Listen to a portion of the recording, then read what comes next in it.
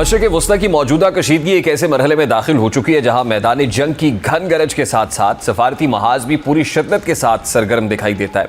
चंद हफ्ते पहले तक जो माहौल मुकम्मल जंगी बयानिए से भरपूर था, अब इसमें अचानक एक नया जाविया शामिल हो रहा है और अमरीकी सदर के बयानात और इशारे ये जाहिर कर रहे हैं कि वाशिंगटन शायद इस जंगी दायरे से निकलने के लिए जवाब तलाश कर रहा है। दूसरी जानिब ईरान के खिलाफ सख्त मौक़िफ़ रखने वाला अमरीका का करीबी इत्तेहादी नेतन्याहू इस मुमकिन जंग बंदी के मंजरनामे से खासा परेशान दिखाई देता है। यही वजह है कि आलमी मीडिया में ये खबरें गर्दिश कर रही हैं कि इजरायली क़यादत को खदशा है कि कहीं ट्रंप अचानक ही जंग बंदी का ऐलान ना कर दें।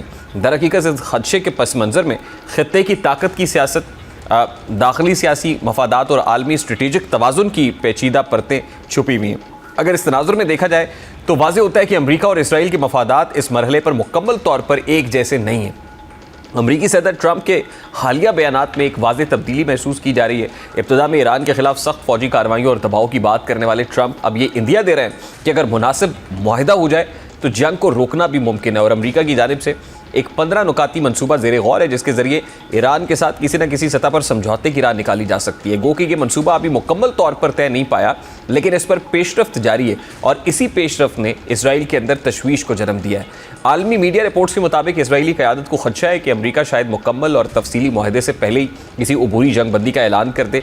इसराइली हुक्काम के लिए ये सूरत हाल इसलिए भी परेशान कुन है क्योंकि उसके नज़दीक ईरान के खिलाफ जारी दबाव को मज़ीद वक्त जारी रखना ज़रूरी है ताकि स्ट्रेटेजिक बर्तरी हासिल की जा सके। यही वजह है कि इसराइली मीडिया रिपोर्ट्स के मुताबिक फ़ौजी और इंटेलिजेंस इदारों को हाई अलर्ट कर दिया गया है और ईरान के अंदर अहम अहदाफ की फहरिस्त भी तैयार की जा चुकी है ताकि किसी मुमकिन जंगबंदी से पहले ज़्यादा से ज़्यादा स्ट्रेटेजिक फ़ायदा हासिल किया जा सके। यहाँ एक अहम सवाल पैदा होता है कि आखिर इसराइली वज़ीर आज़म मुमकिन जंगबंदी से इतना परेशान क्यों है। तो इसकी बुनियादी वजह इसराइल की सिक्योरिटी हिकमत अमली है। इसराइल तवील अरसे से ईरान को अपने वजूद के लिए सबसे बड़ा ख़तरा करार देता आया है। तेल अवीव की स्ट्रेटेजिक सोच ये है कि ईरान के अस्करी और जौहरी ढांचे को ज़्यादा से ज़्यादा कमज़ोर किए बगैर जंग रोकना मुस्तकबिल में मज़ीद बड़े ख़तरात को जन्म दे सकता है। अगर जंग बंदी जल्दी हो जाती है तो इसराइल को खदशा है कि ईरान ना सिर्फ अपनी अस्करी सलाहियत को बहाल कर लेगा बल्कि खित्ते में अपनी इत्तेहादी क़ुव्वतों को भी दोबारा मुनज़्ज़म कर सकता है। यही वो खदशा है जिसकी वजह से इसराइली क़यादत चाहती है कि जंगी दबाव उस वक्त तक जारी रहे जब तक ईरान की ताकत को इस हद तक कमज़ोर ना किया जाए कि वो तवील अरसे तक इसराइल के लिए ख़तरा ना बन सके। लेकिन इस पूरी सूरत हाल में एक और दिलचस्प पहलू भी सामने आया है और वो पाकिस्तान का किरदार है। इस वक्त जब अमरीका और ईरान के दरमियान कशीदगी उरूज पर है, पाकिस्तान एक ऐसे मुल्क के तौर पर सामने आया है जो दोनों के दरमियान सफारती राब्तों को आसान बनाने की कोशिश कर रहा है। इस्लामाबाद की कोशिश ये है कि जंग के दायरे को मज़ीद फैलने से रोका जाए और मुज़ाकरात के ज़रिए किसी काबिल कबूल हल तक पहुँचा जाए। लेकिन इसी दौरान ईरान में पाकिस्तानी सफारत खाने के करीब बमबारी का वाक़या सामने आना कई सवालात को जन्म देता है। वो कि इस हमले में पाकिस्तानी सफ़ीर और अमला महफूज रहे, लेकिन ये वाक़या महज इत्तफ़ाक़ नहीं लगता। ऐसे वक्त में जब पाकिस्तान सफारती सतह पर एक अहम किरदार अदा कर रहा है, ऐसे में सफारत खाने के करीब हमला होना एक संजीदा इशारा भी हो सकता है। अब इस वाक़े के मुख्तलिफ ज़ाविये, एक इम्कान यह है कि हमला किसी मकामी या जंगी कार्रवाई का नतीजा हो जिसका बराह रास्त ताल्लुक़ पाकिस्तान से ना हो, लेकिन एक दूसरा ज़ाविया भी कि ये पैगाम देने की कोशिश हो सकता है कि हो कि ख़ित्ते में सफारती मुदाखलत को हर फरीक यकसा नज़र से नहीं देख रहा है, जबकि कुछ आलमी मुबसरीन इस इम्कान की तरफ भी इशारा करते हैं कि ख़ित्ते की पेचीदा सियासत में ऐसे इक़दामात बाज़ औक़ात सफारती कोशिशों को मुतासर या सबूताज करने के लिए भी किए जाते हैं। गो के इस हवाले से कोई वाज़ेह सबूत मौजूद नहीं है, लेकिन यह हकीकत अपनी जगह है कि इसराइल ईरान के ख़िलाफ़ जारी दबाव को कमज़ोर करने वाली किसी भी सफारती पेशरफ से खुश नहीं होगा। ऐसे में ये सवाल उठना फितरती है कि आया पाकिस्तान की सालसी को मुतासर करने के लिए किसी सतह पर दबाव पैदा करने की कोशिश की जा रही है। बहरहाल सेहूनी रियासत का वज़ीर आज़म नेतन्याहू इस वक्त सिर्फ खारजी महाज पर ही नहीं बल्कि दाखिली सियासत के मैदान में भी एक मुश्किल मरहले से गुजर रहा है। इस वक्त doctor Irfan Ali Fani international relations expert हैं, हमारे साथ मौजूद है। अस्सलाम वालेकुम डॉक्टर फ़ानी, बहुत thank you very much for joining us. जिस वक्त इस जंग का आगाज़ हुआ तो प्राइमरीली ज़ाहिर है इसराइल का दबाव अमेरिका के ऊपर भी था कि वो ये प्रीएम्प्टिव, जिसको वो प्रीएम्प्टिव स्ट्राइक कहते हैं, वो करें ईरान पर। लेकिन अब अमेरिका का मौक़िफ़ प्रेसिडेंट ट्रंप के मौक़िफ़ में लचक नज़र आती है। वो मुज़ाकरात की बात कर रहे हैं, 15 नुकात पेश कर चुके हैं। दूसरी तरफ इसराइल है, उसकी मीडिया रिपोर्ट्स भी हमारे सामने हैं। फिर उसका एक अहम जो महिलाई भारत है, हमसाया मुल्क है हमारा, उसकी भी जो तकलीफ़ है, दर्द है, पीड़ा है, वो भी देखी जा सकती है। तो क्या सेम पेज नहीं है इस वक्त इसराइल और अमेरिका के माबैन? देखिए रेहान, इस वक्त ईरान और इजराइल की जंग जिस मरहले में दाखिल हो चुकी है ना, तो दुनिया के अंदर जब आप जंगों की तारीख का मुतालिया करते हैं तो जंगों का आगाज़ करना जो होता है ये जर्नैल या क़यादतें या सदूर के हाथ में होता है। लेकिन जब कोई जंग अपना मोमेंटम पकड़ लेती है तो फिर वो मोमेंटम जंग को कंट्रोल करती है। वो मोमेंटम जो जंग का होता है वो सदूर को, क़यादतों को, जर्नल्स को और आलमी जो मुबस्सिरीन होते हैं उनकी रायामा को भी जो है वो ड्राइव करता है, कंट्रोल करता है। और इस वक्त ईरान और अमेरिका की जो जंग है वो उस नहज पर पहुंच चुकी है जहां पे दोनों फ्री कैंप जो हैं, मैं इसको अमेरिका और ईरान की जंग ही कहूंगा, क्योंकि इजराइल जो है वो कभी भी इसके अंदर ना पीस चाहेगा। और जब जब इसके अंदर पीस की बात होगी, निगोशिएशन की बात होगी, नेतन्याहू जो है वो उसको सबोताज करने की पूरी कोशिश करेगा। अच्छा, अब जिस नहज पर ये जंग पहुंच चुकी है वहां पे अब दोनों फ्री कैंप ने अपने अपने जो प्रपोजल्स हैं और अपनी अपनी जो कंडीशंस हैं और शराइत जो हैं वो एक दूसरे के सामने रखनी है। और यही वो मुश्किल तरीन मरहला होता है दुनिया के अंदर जंगों की तारीख में, जहां पे किसी एक फरीक ने घुटनों पे आना होता है, किसी एक फरीक ने ऐसी शराइत को कबूल करना है जो अल्टीमेटली उसके लिए एक जिल्लत का सबब बन सकती हैं, डिग्रेडेशन का सबब बन सकती हैं और आलमी सतह पर उसका जो स्टेटस है उसको बहुत हद तक चैलेंज कर सकती हैं। और यही वो मरहला होता है जिसके ऊपर रियासत जो है वो बजाय इसके कि वो जंग बंदी की तरफ आए, वो जंग को कंटिन्यू करना जो होता है उसके लिए वो ज़्यादा फिजिबल उसको समझती है। इस वक्त जो शराइत ईरान ने अमेरिका के सामने रखी हैं और जो शराइत अमेरिका ने ईरान के सामने रखी हैं, उन शराइत का जब हम मुतालिया करते हैं तो मुझे ये खदशा है कि इस वक्त किसी एक फरीक को पीछे हटना है। और वो फरीक कौन होगा जिसने पीछे हटना है? ईरान अपना बहुत कुछ ऑलरेडी खो चुका, 40 साल से वो ऑलरेडी पाबंदियों का सामना कर रहा था और वो ईरान जो है वो जून के अंदर भी 12 रोज़ा जंग लड़ चुका है और इस वक्त भी उसका जो स्टेट स्ट्रक्चर है उसको तबाह करने के लिए 15,000 से ज़ायद जो बड़े बॉम्ब हैं वो इजराइल और अमेरिकन जो फोर्सेज हैं वो इस वक्त ईरान के ऊपर उसके अटैक्स कर चुकी हैं। और आखिरी वो उसकी एनर्जी जो इंफ्रास्ट्रक्चर है उसको तबाह करने के लिए उसने 48 घंटे का और पहले में अल्टीमेटम दिया और उसके बाद वो उसने कुछ 6-8 दिन जो है वो मजीद बढ़ा दिए।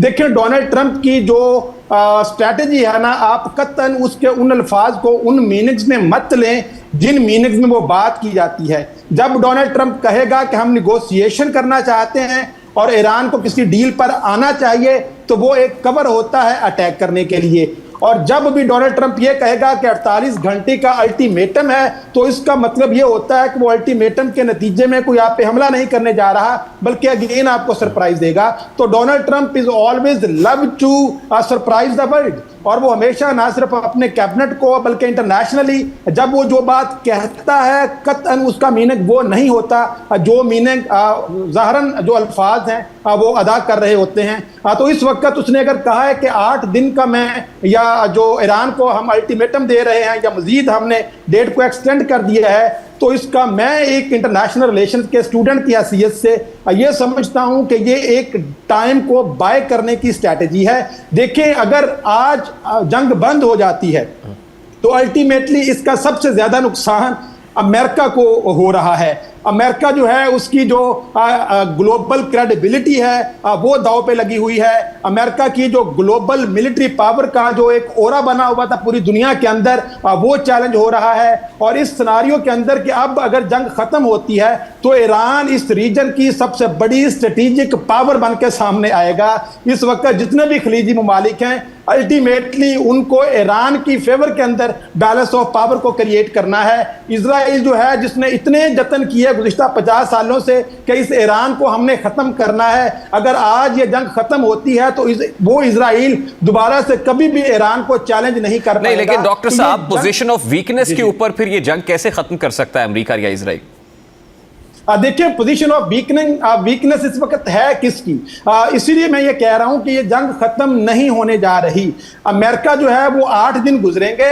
अमेरिका की जो अगली स्ट्रैटेजी होगी, जिस दिन पेंटागन ने डोनाल्ड ट्रंप को ये कह दिया कि हम स्टेट ऑफ हॉर्मुज़ के ऊपर इन अहदाफ को प्रिसाइजली जो है वो हासिल कर सकते हैं, हम खारग आइलैंड के ऊपर जो है अपने बूट्स जो हैं वो उतार सकते हैं, उसी वक्त पेंटागन ये 8 दिन की भी मोहलत जो है वो पीछे चली जाएगी और फौरन से एक सरप्राइज जो बड़ा अटैक है वो आपको ईरान के स्टेट ऑफ हॉर्मुज़ के ऊपर और फिर खारग आइलैंड जो है उसके ऊपर होता हुआ मुज़ाकरात पे तो ऑलरेडी ईरान को कोई एतमाद नहीं है, तो ये तो फिर ये समझिए कि अगर अब भी ऐसा होता है तो फिर मुज़ाकरात तो एक ख्वाब बन के रह जाएंगे।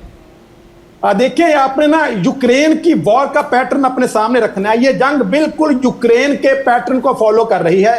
फरवरी 2022 के अंदर जंग का आगाज हुआ था बहुत सारे मौके ऐसे आए कि रूस और यूक्रेन जो हैं वो एक टेबल पे बैठ के अपने मसाइल को हल कर सकते थे, लेकिन दोनों तरफ से जो शराइत थी वो इस तरह की थी कि किसी एक फरीक को घुटने टेकने थे। अमेरिका अगर आज घुटने टेकता है या ईरान की किसी एक शर्त के ऊपर इस जंग को खत्म करने की बात करता है तो इसका मतलब क्या है कि फॉर एग्जांपल हम एक ही शर्त ले लेते हैं कि अमेरिका जो है इस खित्ते से अपने मिलिट्री बेसिस को खत्म करे। जब मिलिट्री बेसिस खत्म हो जाएंगी तो इस रीजन के अंदर अमेरिका की जो पावर है ये खत्म हो जाएगी। ये माइनस मिडिल ईस्ट के बाद माइनस एशिया हो जाएगा और उसके बाद पेट्रो डॉलर जो इकोनॉमी है वो खत्म हो जाएगी और जो दुनिया के अंदर 39 ट्रिलियन डॉलर के कर्जे का वजन लेके अमेरिका इस वक्त जी रहा है, 39 ट्रिलियन डॉलर। और जिस दिन पेट्रो डॉलर इकोनॉमी जो है उसके ऊपर ज़रबे पड़ना शुरू हो जाएंगी और अरब जो ममालिक हैं वो डॉलर की बजाय मकामी लोकल करेंसीज के अंदर ट्रेड गैस की और तेल की करना शुरू कर देंगे, उसी दिन अमेरिका के लिए दुनिया की इकोनॉमिक पावर और इकोनॉमिक पावर से फिर मिलिट्री पावर के अंदर जो उसमें शटल्ड हो जाएगी वो सारी की सारी। लिहाजा अमेरिका कभी भी इतने घाटे का सौदा करेगा नहीं। अमेरिका के लिए जंग को कंटिन्यू करना ज्यादा फिजिबल होगा। ये पैटर्न यूक्रेन के अंदर 4 साल से हम देख रहे हैं। अफगानिस्तान के अंदर भी अमेरिका आया था तो बिल्कुल इसी पैटर्न पे आया था। आपको मैं एक मिसाल देता हूं, 1965 के अंदर वियतनाम के अंदर 3000 मैरीन जो हैं उनको उतारा गया और उनको ये कहा गया कि अच्छा हम डिफाइंड अहदाफ थे और एक हफ्ते के अंदर अंदर वो हदफ पूरे हो जाने थे। 4 साल के बाद वियतनाम के अंदर 5 लाख अमेरिकन सोल्जर मौजूद थे, 5 लाख अमेरिकन सोल्जर 4 साल के बाद। और फिर भी आप देखते हैं कि कैसे वहां से अमेरिका को भागना पड़ा। बिल्कुल इसी तरीके से जब वो खारग आइलैंड पे आएंगे तो वो अगर कब्जा कर भी लेते हैं फॉर एग्जांपल, हो सकता है और आसानी से भी हो सकता है, कोई बहुत मुश्किल नहीं होगी।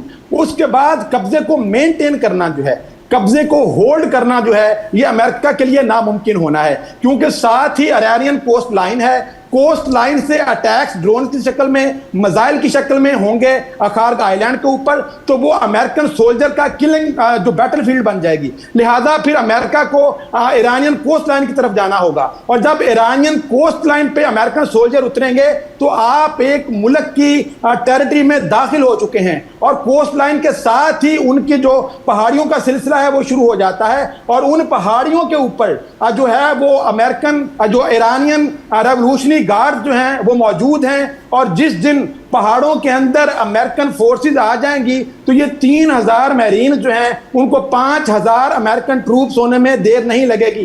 ये बिल्कुल ऐसे ही लेकिन है, ये तो फिर आप डॉक्टर साहब ये तो बूट्स ऑन ग्राउंड की बात आप कर रहे हैं, तो क्या अमेरिका के लिए बूट्स ऑन ग्राउंड आसान होगा? रिसेंट अगर हम हिस्ट्री को उठा के देखें तो वो तो ऑलरेडी अपने बहुत बैकलैश का सामना कर चुका और वहां से अपनी फोर्सेस को निकाल के, तो क्या पॉलिटिकली डिसीजन लेना प्रेसिडेंट ट्रंप के लिए आसान होगा?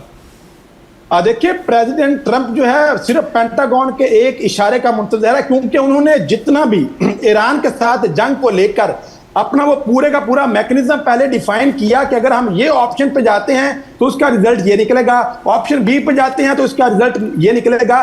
तमाम ऑप्शंस पे जब काम कर लिया, कोई भी ऑप्शन पेंटागन के लिए फिजिबल नहीं है कि हम ये जंग जीत सकते हैं। इस जंग के अंदर this is the high time, जिस वक्त अगर पाकिस्तान भी अपनी एक काविश कर रहा है, मीडिएटर का रोल या मैसेंजर का रोल प्ले कर रहा है, उस तनाजुर में अगर तो आज अमेरिका ये चाहता है कि अमेरिका के लिए और बाकी दुनिया के लिए, दुनिया जो है आने वाले वक्तों के अंदर कुछ सुकून का सांस ले दुनिया, तो अमेरिका को कुछ कदम पीछे हटना होगा।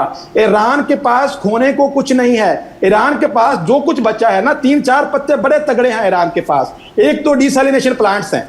डिसैलिनेशन प्लांट्स जो हैं वो सारे के सारे अरब कंट्री जो हैं उस वक्त गल्फ स्टेट ऑफ हॉर्मुज में, उन तमाम गल्फ कंट्रीज का 95% जो पानी है वो डिसैलिनेशन प्लांट से आता है। अरब कंट्रीज जो हैं have not direct access to the fresh water, उनके पास फ्रेश वाटर नहीं है। अच्छा, जब डिसैलिनेशन प्लांट्स तबाह हो जाएंगे तो अरबों के पास पीने को पानी नहीं है, तो अरब फिर कहां पे जाएंगे? अरबों को फिर अपना खित्ता भी छोड़ना पड़ेगा। दूसरा पत्ता ईरान के पास क्या है कि स्ट्रेट ऑफ हॉर्मुज के अंदर जो इंटरनेट केबल्स बिछी हुई हैं, जो दुनिया का 90% आलमी डाटा जो है उन केबल्स के थ्रू ट्रांसफर हो रहा है। अगर एक नेवल माइन तबाह होती है तो नेवल माइन के तबाह होने की वजह से, बारूदी सुरंग के फटने से वो मिलियंस एंड मिलियंस जो गीगाबाइट का जो डाटा है वो डिस्टर्ब होगा, जिसकी वजह से पूरी दुनिया का जो इंटरनेट का निजाम है वो दरहम बरहम हो जाएगा। तो फिर आप सोचें दुनिया किस तरफ जाएगी। ईरान इस जंग को उस तरह से नहीं लड़ रहा जिस तरह अमेरिका ये चाह रहा है कि ईरान लड़े। ईरान ने जो अमेरिकन मिलिट्री डॉक्ट्राइन है या उनकी जो मिलिट्री सिक्योरिटी प्लेबुक है उसका 20 साल तक मुतालिया किया है। ईरान ने उस मुताले के कॉन्टेक्स्ट में तमाम उन वीकनेसेस जो अमेरिकन मिलिट्री की हैं उनको इराक के अंदर, अफगानिस्तान के अंदर, लीबिया के अंदर जहां जहां इंटरवेंशन की है अमेरिका ने उनको स्टडी किया है। और उस स्टडी के तनाजुर में ईरान हर जो हमला या ऑप्शन अमेरिकन मिलिट्री की तरफ से इस्तेमाल की जाएगी, ईरान के पास ऑलरेडी उसके तोड़ मौजूद है। उसको काउंटर मौजूद है।